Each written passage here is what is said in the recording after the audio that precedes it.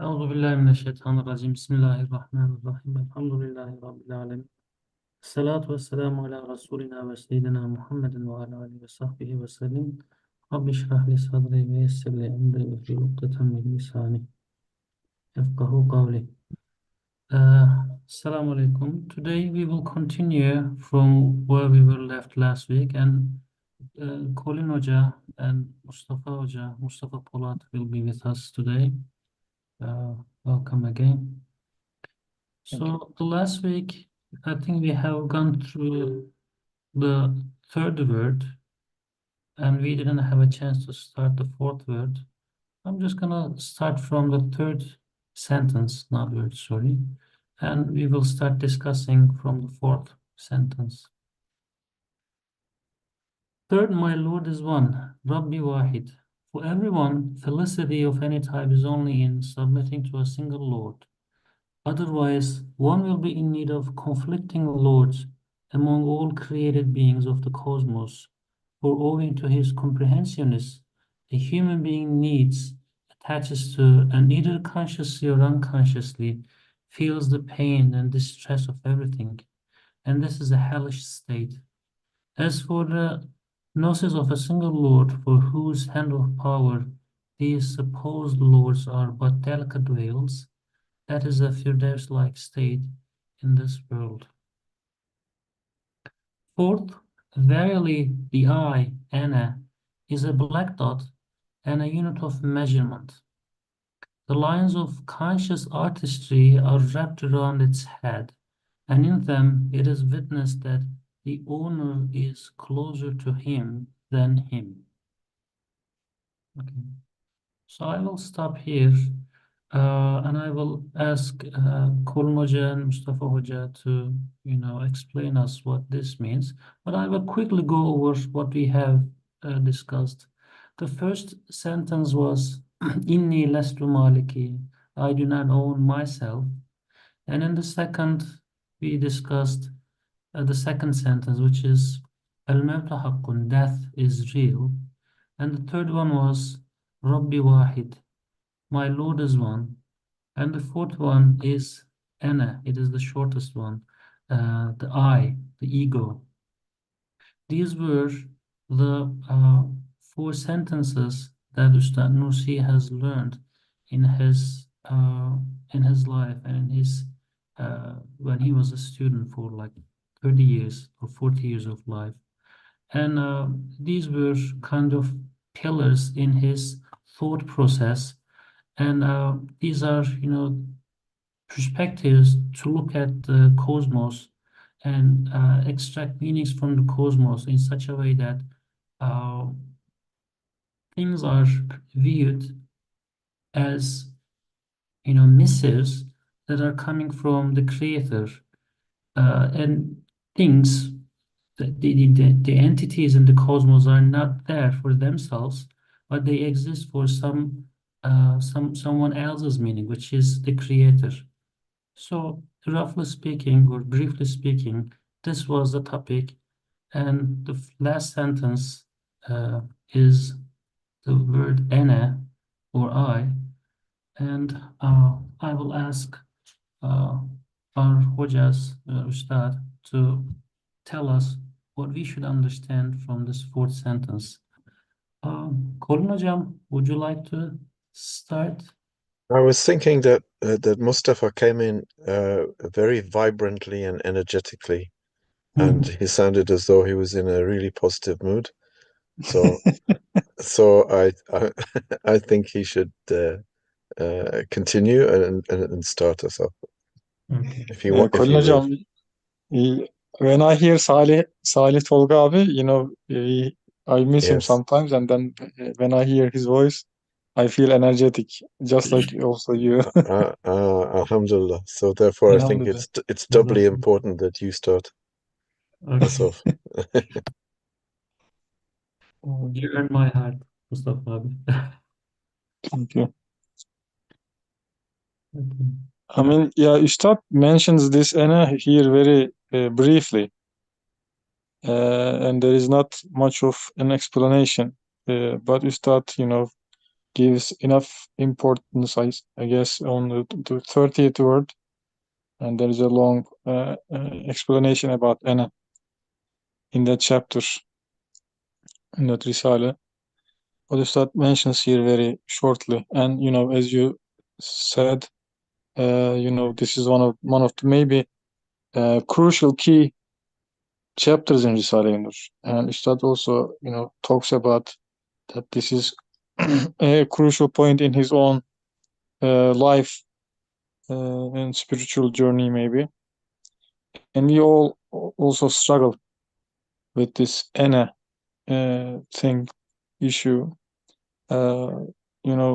Even we read a lot, we prostrate a lot, we pray a lot, and we think we strengthen our iman, and he is always with us to try to own something that we do, as if we accomplished something. And the line, the dot or the line, the imaginary line that our ana draws sometimes, changes its borders. In reality, we don't own anything, but we have this perception of we are the reason of our actions. We perform something and we think we own it, or we learn something and we think we own that knowledge. But in many cases, the things that we own, physical things, or things like knowledge, or the abilities that we increased over time, we think we own them, but in reality we don't own anything. And this is a very crucial point in our getting close to Allah subhanahu wa ta'ala. And this is like what they call a pit, we can fall into in any moment. So this is important to remind ourselves that together with the previous points, these are all interrelated. Death is another one, and then the previous ones that we have already discussed, they are all related to each other, to remind ourselves our nothingness and our dependence to Allah subhanahu wa ta'ala. That's just the gist of that, what comes to my mind in this at the moment. Jazakallah.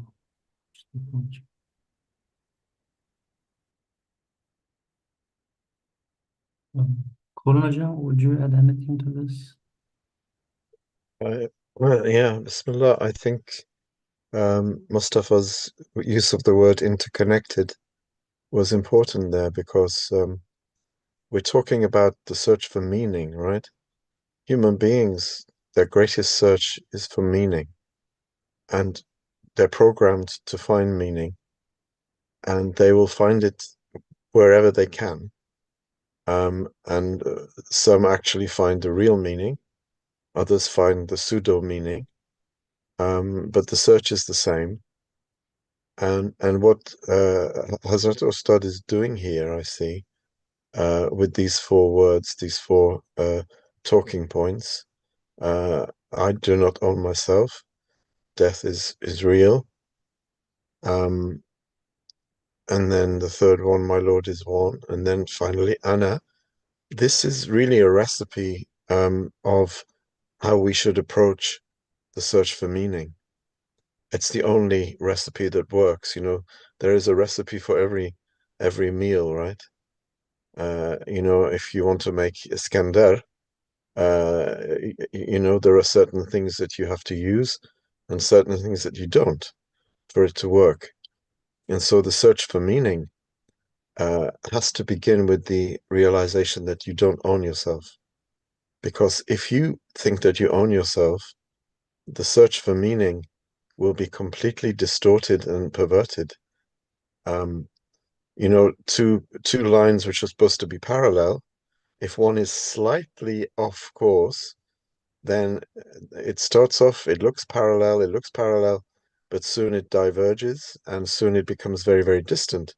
We are supposed to be, as human beings, in our search for meaning, parallel with the cosmos, parallel with Shariat Fitri, Shariat Takwini, Shariat Tashri'i, the three Sharias that Hazrat Ustad talks about. If we are not in alignment with them, if we are not parallel with them, then, two lines which are not parallel end up becoming infinitely distant. So if I say, I own myself, that's it. It's finished. It's absolutely finished. Because if I own myself, it means that I think that I have some kind of capital, right? I have some kind of the divine names that I see and experience in myself, I believe that they're mine. And so the only thing I can do is develop them, or I think I can develop them and add to them and become more godlike. So this I do not own myself is absolutely crucial that we understand that. The second one, as we saw last week, death is real. If you actually owned yourself, then why would you die? Why would you choose to die? The very fact that we don't own ourselves shows us that our every single waking second, every single breath is in someone else's hands. And that we are programmed to die. We're also programmed, in a sense, although I don't like the term programmed, but you know what I mean. We are destined to want eternity, but we will die from this world. We've already died before in the womb, right? We were in the realm of the womb, and we died to the womb, and we were born into this world, and we will die from this world, and we'll be born into another world. So death is absolutely real. The search for meaning, if there is no afterlife or hereafter, then this world can have no meaning. So the second one, death is real, has as its consequence rebirth. And without that, first of all, death is necessary anyway, even for materialists, if they think about it. If no one died, the world would soon be very, very full. If no animal died, if nothing died, it would be absolute chaos. But if there's no hereafter, then there's no meaning. So if I own myself, there can be no meaning. If there's no hereafter, in other words, if there's no death, and there's no hereafter, then there can be no meaning. And then my Lord is one. If my Lord is many, or if my Lords are many, the world is meaningless, because it's impossible to think that everything self-creates, or that causes which are inert and lifeless and without consciousness can actually create. The whole of the universe we know is one unit and cannot self-create. So the alternative to my Lord is one is that everything is my Lord. All of the things are my Lord. And that drives you crazy, as it's driven people crazy. So again, you can't find meaning in multiple Lords. And then right at the end, as Mustafa said, Hazrat Ustad mentions Ana and the lines of conscious artistry that are wrapped around its head. Now, if you've got something wrapped around your head, it doesn't belong to you, right? It's there for a purpose. That if you're wearing a turban or a hat or something, it's close to you, but it's not yours. In other words, all of the names that we have from Allah reflected in us don't belong to us. We're just a unit of measurement. So it's very, very short, this fourth one. And obviously it's expanded much more in the first section of the 30th word. But it's kind of, the dot at the end of the sentence, the full stop at the end of the sentence, or in America, they say the period, right? At the end of the sentence. Just making sure that we know, just as we said, I do not own myself, that the I is only a unit of measurement. So if we have any doubts after the first, the second, and the third, the fourth one is knocking that doubt on the head. It's saying, look, Yeah, you may, you may say to yourself, I don't own myself, and that death is real and my Lord is one, but you still have an ana. Don't be fooled by it, because it's only a unit of measurement. These four sentences really are stating Ustad's understanding of what the search for meaning should be for all human beings. This is what I got from these four. Okay. Jazakallah, Mustafa Hocam, Konum Hocam. And so the word choice in this section is intentional, of course. For example, Anna is a black dot. I mean, metaphorically, this is a metaphor, of course, but a black dot is first of all dot. It has no dimensions. And black is the color that does not reflect anything, or it does not emanate any, light from itself. And unit of measurement is in alignment with our discussions about manai harfi. So manai harfi, or harf, is an entity in a sentence which itself does not have any meaning, but it is a means to understand other meanings. So unit of measurement itself has nothing about what it is measuring. For example, a temperature sensor has no, heat dissipation, or, for example, a camera does not emanate light. So these are very, accurate metaphors as to my understanding. Okay. So if you don't have any other comments, I will. Cezmi abi? Yeah, one point comes to my mind. I want to ask a question. In fact, the first sentence is I don't own myself. It's including, in fact, the ana, and the fourth sentence is the I, human I. So is it apparently it appears that a repetition, or what do you think? Especially study at the fourth, emphasizing ana, although it is in the I don't own myself, it is belonging to Allah subhanahu wa ta'ala, whatever I own. It is an aspect of ana.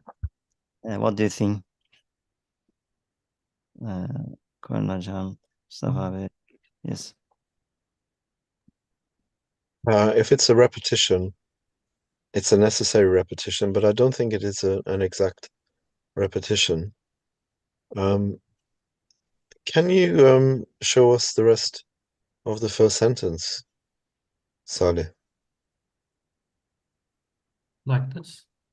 Yes, yeah, so we can see the whole thing.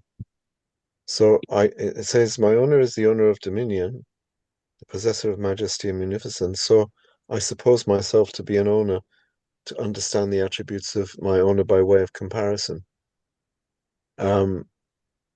So yeah, he's talking about how ana works. But then the fourth is like saying, once you've been through 1, 2, and 3, and you've realized what they stand for, the fourth is saying, don't, it's as though he's saying, just bear in mind that even when you've gone through this notion of I don't own myself, my Lord is one, and the death is real. Remember, you will still have a nafs and you will still have an ana, but just bear in mind and don't forget that ana is just a unit of measurement. It's like really, it's not exactly the same, because I do not own myself. After I do not own myself, people can still say, okay, I don't own myself, but I still have my own sovereignty. I still have my own sovereign existence and my own sovereign agency. One may think that, okay, I have an owner, but, and I've heard this so many times, Allah gives me power, and then with that power I do X, Y, and Z. And in actual fact, that's not the case. I can very easily accept that I don't own myself, and yet still I can attribute some of his names to me because I say, Allah has given me the power to do this, when in actual fact that is a meaningless thing to say, because power is absolute and it's his. He doesn't give it to anyone. It's reflected through us. So I think what Hazrat Ustad is doing here is just making sure in that fourth one that we realize that, okay, you may say that you don't own yourself, but what about your actions? Do you own your own actions?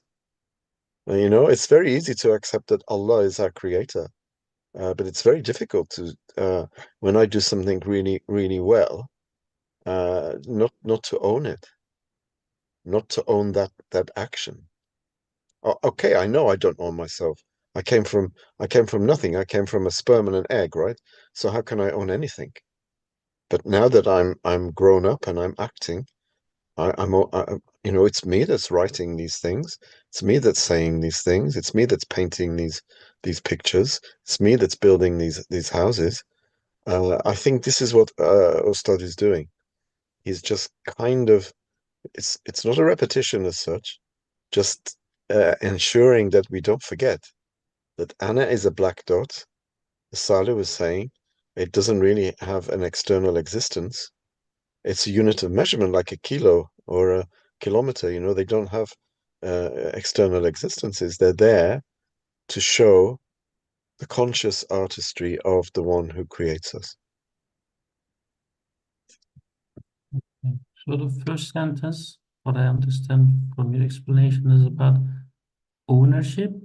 Fourth one is explaining the mahiyah, the essence of ana. It is nothing. In very short. I think so. Yeah, I think so. I think that's a good way of articulating it, because Ustad very rarely repeats things, and if he does, it's for a reason. I don't see this as a repetition. I think it's slightly different. It might seem like a repetition. I think Jazmi Abi wanted to highlight that it might seem like a repetition. Yeah. But, when you look from far away, they might be referring to the same thing. But when you get deep inside it as gesture, that there are significant differences in what they refer to. Yeah, I think so. Can we say that the most important quality of ana is the ability of ownership?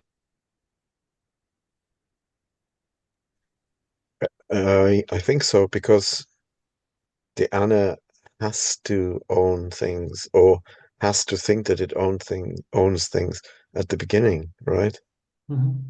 This is it's a mystery in a sense, that we have to own or think that we own our attributes, because how else can we be made to understand what power is or ability is if we don't experience it in ourselves? And we do experience it. But then this is why the fourth one is there.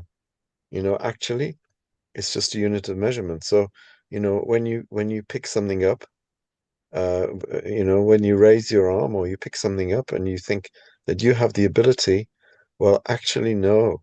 That's just a unit of measurement. It's just there for you to understand something else. It's not from you, because you've already said, I don't own myself. So, this is like, when you complete the circle, right? So the fourth one is like completing the circle. So it's back right next to the first. If you imagine first, second, third, fourth, like a circle, like a clock face, maybe, the first is just after 12 o'clock, and the fourth is just before 12 o'clock. They're very, very close, but they're not the same. And the fourth completes it, I think. And there are multiple phases of ana. For example, ana is explained in the 30th word, I guess. Ana is the entity, the inner faculty with which we say, okay, from this line on, it is yours, but closer to me, it belongs to me. So it draws a virtual border and it defines the space of ownership. So this is this feeling or this so ana is the faculty which does this. For example, a mind does not do this, or heart don't do this, or a spirit has no role, such as drawing borders between you and me, but it is the ana which does this job. And to my understanding, ana, the feeling of I, is the only faculty that exists in this cosmos which can do this.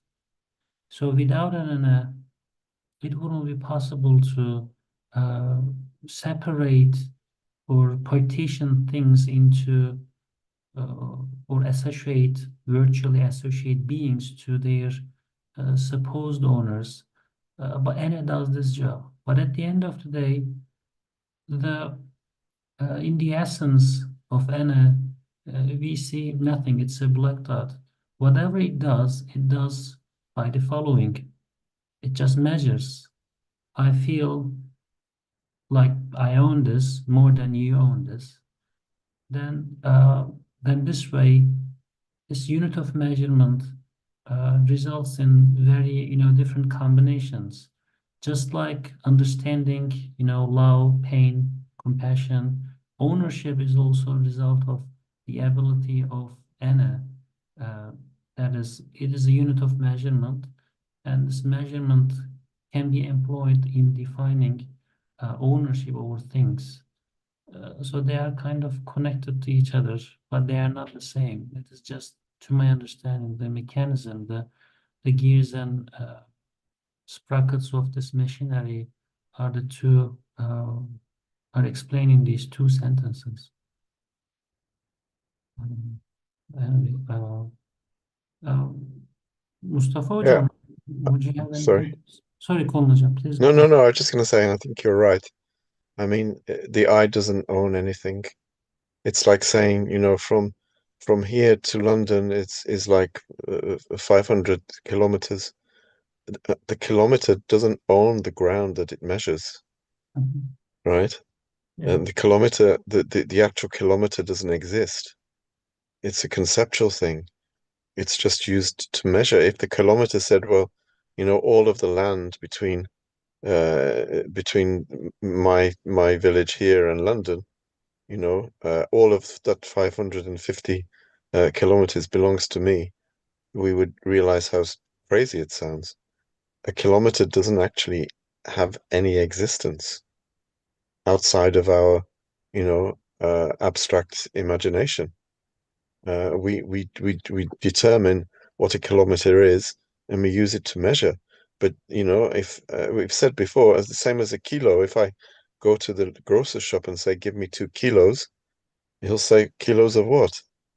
If I say, "Just give me 2 kilos," he'll think I'm crazy, and it is crazy because a kilo doesn't exist Yeah, outside of the thing that it measures.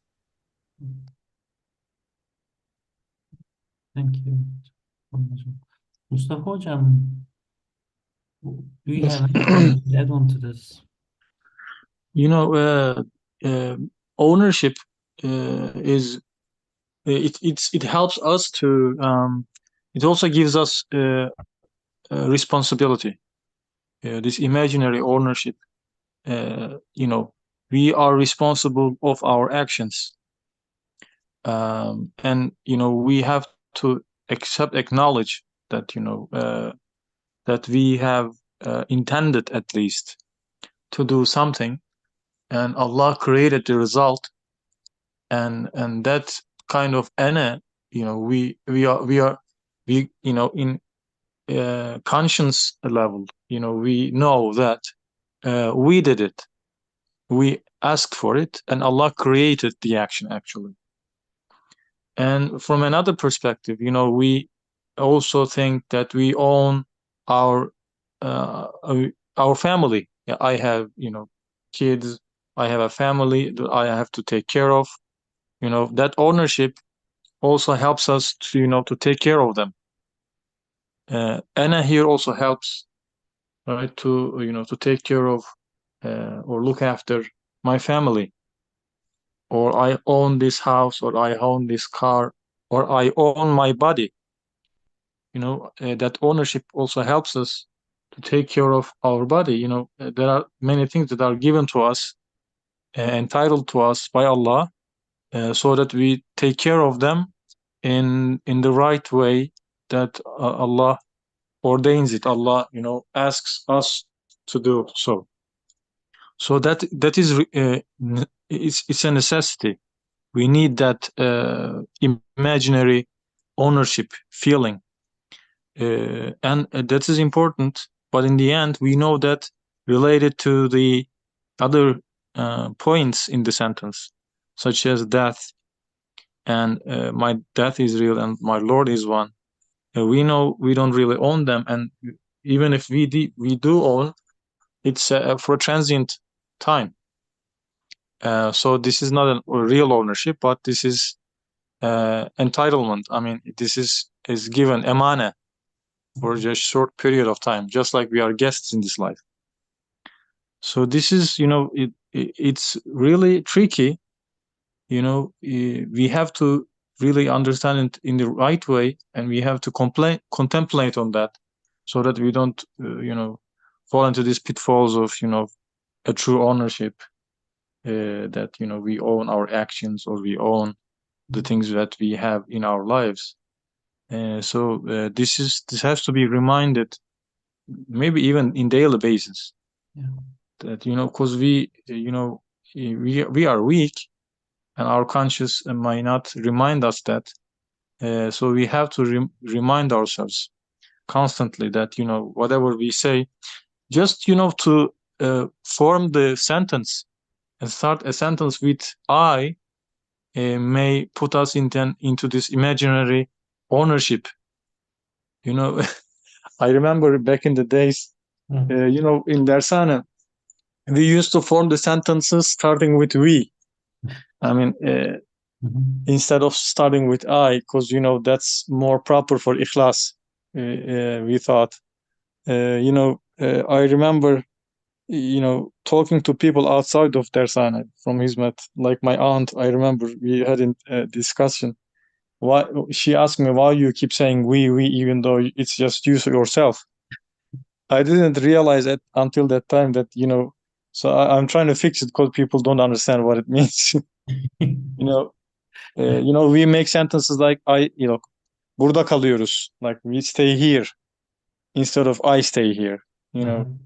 That's kind of related to ikhlas, and it helps us to, not personalize things much. But this is important. Maybe that there should be a balance to it. I don't know. Maybe you are exaggerating it. But this is important, not to start all the sentences with I, and maybe forming sentences in a maybe different way. Just came to my mind. That's a really, really interesting observation, Mustafa. I can't remember where I read it, in some book on maybe Sufi anecdotes, or maybe Ibn Atullah, his words of wisdom. And he says, someone says, give me just one piece of advice. If there's one piece of advice you can give me, what would it be? And the wise man says, never start a sentence with I, or something to those words. Say I less and less, or don't say I. It's very interesting, and also that you should mention that. I thought, because I lived in the Middle East for many years, and wherever I've lived, using we in a sentence was quite normal. People would start a sentence with we, and it was just understood that it was a kind of humility, and also, kings also used it, and this is why in English, I remember the Queen who died recently would say we in her speeches, and people would say this is the royal we. But it's nothing to do with it's nothing to do with royalty, it's to do with humility. And you're absolutely right. And my question is, because I mean, I go to Turkey a lot, but I don't know what is happening socially on a continuous basis.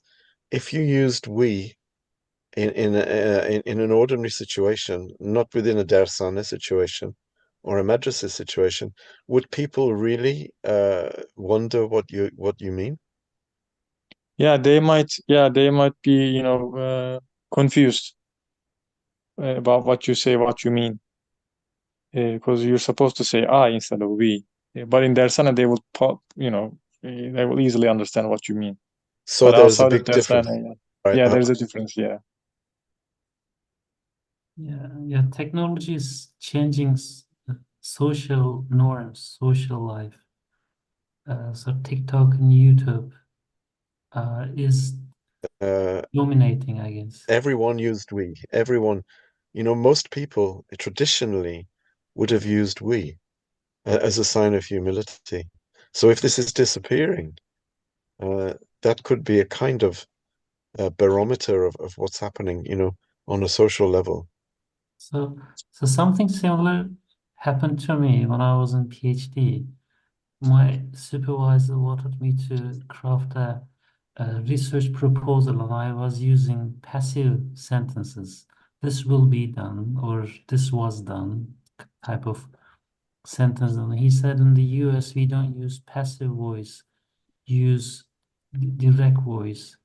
And if you're having difficulty in saying I, we say we.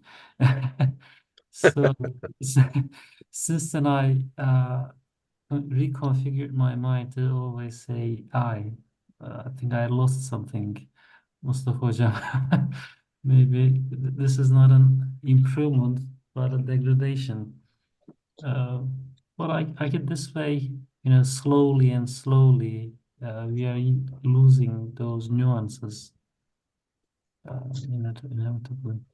I think you're right, Saleh. So perceptive.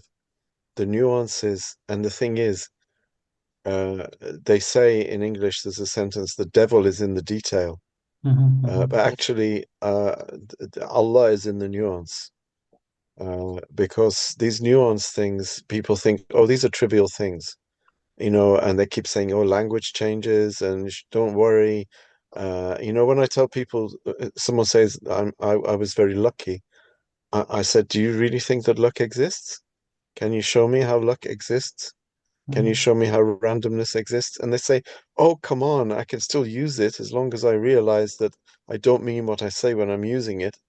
And I'm thinking, language has a meaning, words have a meaning. And even though you say, I'm lucky, and in your heart, you know that luck doesn't exist, you are spreading that. You're saying that in front of someone else, and they don't know.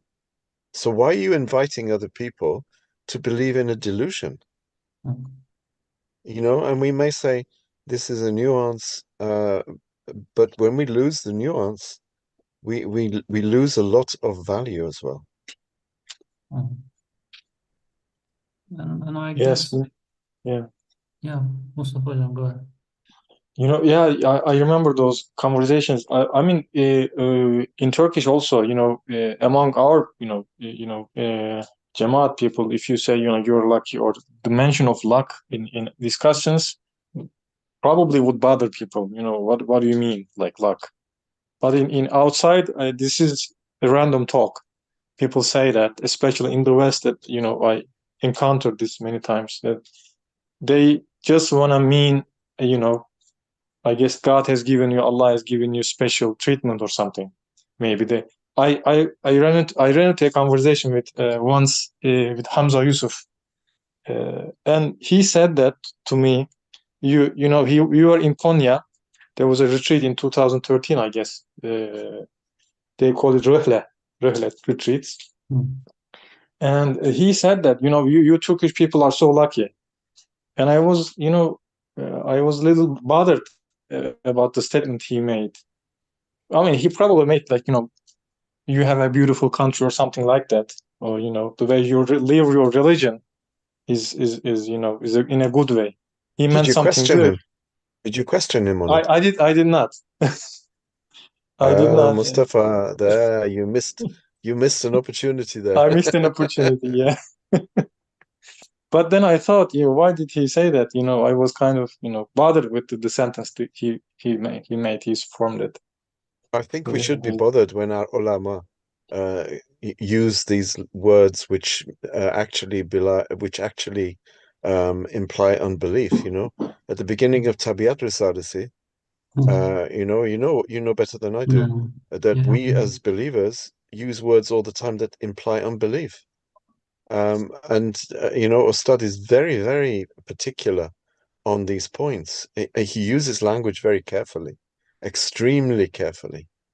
And if our ulama cannot be bothered to understand the nuance and to understand how dangerous these words are, and these are the words that have got us into trouble, into secularism. I was so lucky. Oh, I met him by accident. It was by chance. Oh, it was completely random. I hear Muslims saying these things all the time. And okay, maybe they have a good intention, but that's not the point. Words mean things, right? A man is a man. A woman is a woman. A man cannot be a woman, even however much he identifies, right? You know, white is white, black is black. If white is said to be black, then it's wrong. You know, attack is not defense, right? Thinking of current issues, how we are, in a sense, we are bastardizing our language. We're making our language mean things that it doesn't mean. So for an alim to say you're lucky, what does that mean even?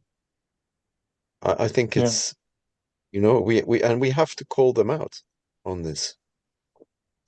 Yeah, we should. Nazif Hoca have a few words to say about choice of words, I guess. Nazif Hoca? Yeah.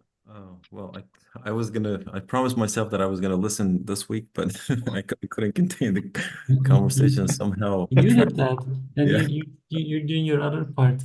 Yeah, but yeah, just great conversation. So it kind of reminded me just a place that we just recently read, especially that about language and everything. So I think it's that Bediuzzaman. So he talks about this. I'm not sure, like, it's up to you guys, like, to decide whether this is related or not. But it's from Emirda letters from the second part. So I think it's like I'm not sure, like, it's from Anwar Neshriyat. So it's about like 140s pages, and I think this is just a new kind of stuff. 84th letter. He says, like, something related to this about how it is very important. I totally agree with you guys, all of you. It's just like how we have to be very careful, especially if you carry some sort of kind of important position or some title in an organization. So he says, like, towards the midside, like the middle of this, like, letter. Yes, he says, like, I have just read the invocations at the beginning of the shining lamp, the Siraj Nur, and I saw that many wondrous truths are concealed beneath the veils of familiarity, habit, and monotony, especially irreligious, naturalists, philosophers, and neglectful. They ascribe truths as huge as mountains to common causes as tiny as atoms, and fail to see the numerous miracles of divine power beneath the veils of the laws of divine practice. They thus block up the paths in everything to knowledge of the absolutely powerful one. They are blind to bounties in everything and close up the doors of thanks and praise. So I think, like, this is it just kind of reminded me that, so, like, we need to be very careful, because it just opens the door of, like, if you use daily language, or if you're not being careful and everything, it just basically just pushes you, like you guys mentioned before, so that the pitfalls of those familiarity and habit and everything. So just everything becomes, like, so natural, and you start, like, to spend one by one, as you guys, like, mentioned, so, like, follow the regular kind of path or everything, because it's just, like, the huge kind of, like, the danger, I believe, is that the closing the doors of praising and thanking Allah. So anyhow, we just wanted to share. That's an amazing thing. You know, one of the amazing things about these sessions, these dars, is that something will be said, and then a brother will remember something that he's read, or will give an ayah, or give a hadith, or just as Nazif has done, give a reference to something which really sets it in perspective and confirms it. It's one of the really positive things about these sessions, and it happens a lot. It happens at least once every time we meet. You know, someone will remember something that they've seen, or they will give an example, or they will give a citation. And this is all confirmation. It's all tawafuq, you know. And you're absolutely right, Nazif. You know, if I say to someone, "Oh, you're so lucky," it means there is no reason for you to have had it. Somehow, uh, somehow the universe has conspired to pick you out randomly from everyone else and give you something. So what you're doing is, you're saying that you know, it's not a divine bounty that you have. You're lucky. We don't know why it happened to you, but it did. So if I say, you know, if I go to Turkey on a rihla and say, "Oh, you Turks are so lucky," I mean, in other words, I'm saying God has nothing to do with the bounties that you have, right? Mhm. You know, it's lucky. It was so lucky that the Risale came from where it did. You're so lucky to have it. This is craziness. It's craziness, and it's a denial of bounty. Now, I'm not saying that that was the intention, because we're humans, we forget, but we use secular language all the time, all the time. I can't count on two hands, on 200 hands, the times I hear people say, "Oh, the weather's so bad today." What does that mean? The weather's bad. Is it evil? Is it doing something wrong? No, it's raining hard. So what? Yeah. Just take an umbrella, right? You know, there's a famous shop where we go hiking. It says on the outside, there's no such thing as bad weather, just the wrong kind of clothing, you know, and it's true. It's absolutely true. But people will say, "Oh, the weather's bad. Oh, it's such bad weather, such awful weather." I mean, these things are they seem trivial, and when you sort of alert people to them and mention them, they think that you have OCD or something, right? They think that you're so focused on these little tiny words. They say, "Oh, Akhi, why are you asking me to change these words? We know what we mean." Well, you may know what you mean, but what about the person that you're speaking to? You're just confirming that causes create and that nothing happens for a reason, and you're happy with that? Strange. Yeah, Ustad particularly purposefully warns about these wrong wordings in the Tabiat Risalesi. You know, he says, you know, ordinary Muslims use these words without knowingly or unknowingly, but you know, Ustad warns about this. Because it might imply something, but it may change your perception as well over time when you use it, you know, constantly, you know. So this is really important. Definitely. I mean, these are the words that that the teachers in the schools where we send our children use day in, day out for years. And this is why our children grow up with a secular understanding of the world. We send our children to places where meanings of words are changed. And then we wonder why we have a problem.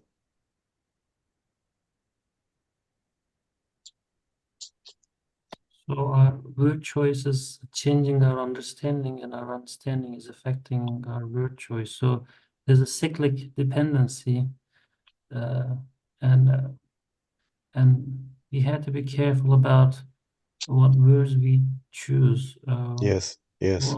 When I was in high school, inshallah, if Allah wishes, I think there were some journalists who intentionally brought this misleading conception into the literature. Inshallah means, oh, I'm not gonna do that, but let me just swiftly cover this and say inshallah. I'm not gonna do this, but inshallah it will happen. So this was bothering me for a long time. Yeah, I mean, I've heard it so many times by people who are, they've decided they're never going to do what you've asked them to do, but they'll say inshallah. This is the consequence. This is the Yeah, consequence. I think the yes, believers, the Muslims, were not uh, holding their promises, and eventually uh, we have given those people a right excuse to come up with such explanations, misleading explanations. But the same applies to pretty much everything, all of the conversation, all of the word choices in our, even daily basis conversations, and especially complaining. Khurram Hocam, you made an extremely important point for me, at least for me. Complaining is, in a sense, it implies that I own myself and I don't deserve what is happening to me, and also things they do on themselves, and I'm complaining to them. So why are you so bad? Why is the weather so awful? Why are you so awful, all weather? This is what I understand, that there might be other interpretations to this, but the first sentence is not uh, integrated into one's mind if that person is, I guess, complaining too much. Can you say that? yeah, I never thought of it like that actually, Saleh. You're right. What you're doing is, or what one is doing is, when one says how awful the weather is, they're giving agency to the weather, Mhm. which means because they think they own themselves, they think the rain owns itself. Right? Yeah. I mean, how crazy is that idea? They think that the clouds and the rain have some kind of sovereign agency and they can do what they want. And, oh, it's such bad weather. And then oh, it's such good weather, when the sun comes out, it's such good weather. Well, if something can't be good and bad at the same time, one of them has to be metaphorical, right? You can't be good and bad at the same time. Weather is either good or it's bad. And if you're saying it's good, then it can't be bad. So they don't see their own inconsistencies. But also you made a very, very excellent point of pointing out that actually this is a sign that they believe that the weather owns itself. And of course they do, because they believe that they own themselves. If I believe that I own myself, I have to believe that you own yourself and that the weather owns itself. And therefore I blame the weather. It becomes an idol for me, Mhm. actually. And also, the person who's aware that he himself is not the owner of, his self, he also has to extrapolate this to other beings and then admit that everything belongs to the one to whom I belong. So complaining has to come to complaints should uh, go away. I mean, that person should not be complaining anymore, because with this level of consciousness that everything belongs to Al-Wahid, any complaint would automatically mean that the person is complaining directly to the divine authority. Uh, so this complaining behavior, complaining or generating complaints, has been in my island for some time. So this struck me a little It bit. got to pandemic proportions now because everyone is complaining about everything. And microaggressions. Have you heard of microaggressions? Uh, Mhm. No. it's the new woke thing, because we live in an era of identitarian politics now. So, you just have to look at someone in the wrong way. Oh, he hurt my feelings.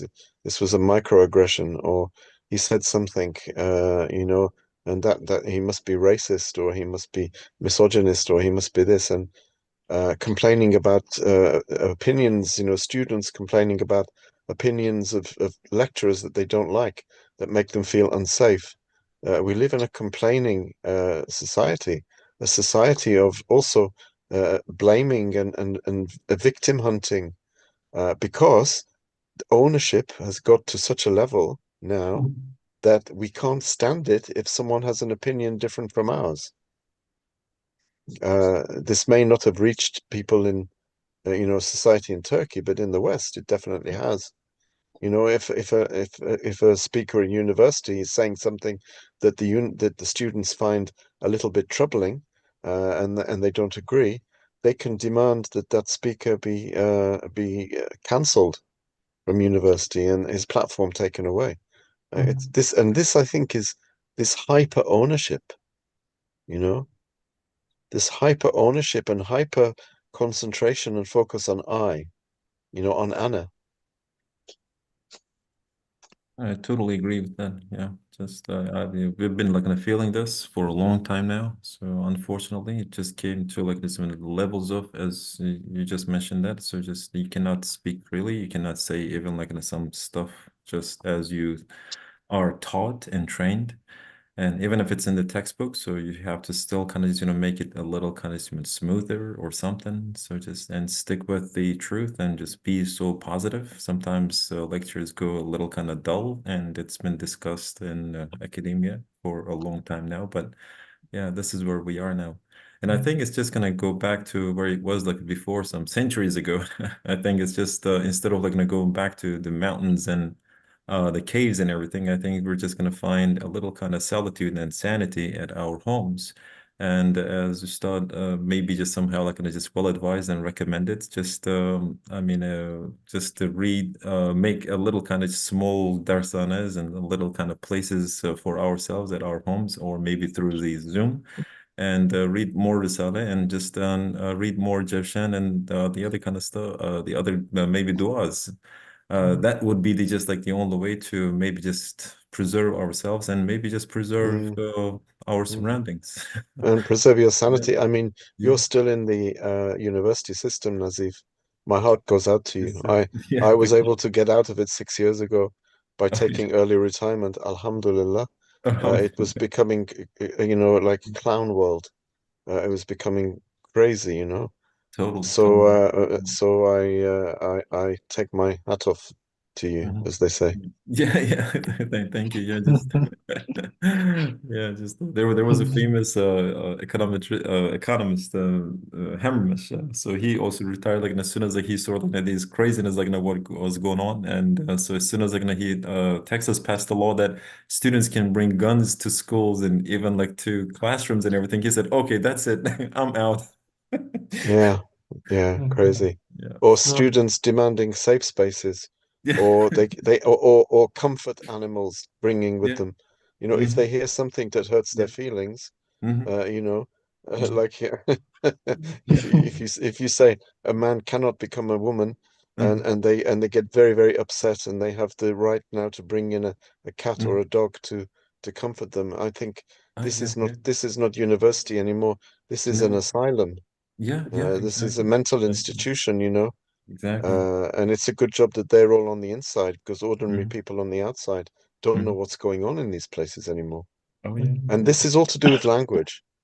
This is why Hmm. Ustad is Hmm. very, very particular on language. Hmm. One of the reasons words have meanings. You Right. can't make them mean what you want, right? Exactly. Yes, sir. Yes, sir. Yeah. so, Jazakallah for these comments. So we might have seemed to have diverged a little bit from the text, but all of these anecdotes and explanations really pertain to especially first and fourth word. And thank you all, Abis, for joining the discussion. So I'm going to end today's discussion because we're already over time. سبحانك لا علم لنا إلا ما علمتنا إنك أنت العليم الحكيم وآخر دعواهم أن الحمد لله رب العالمين الفاتحة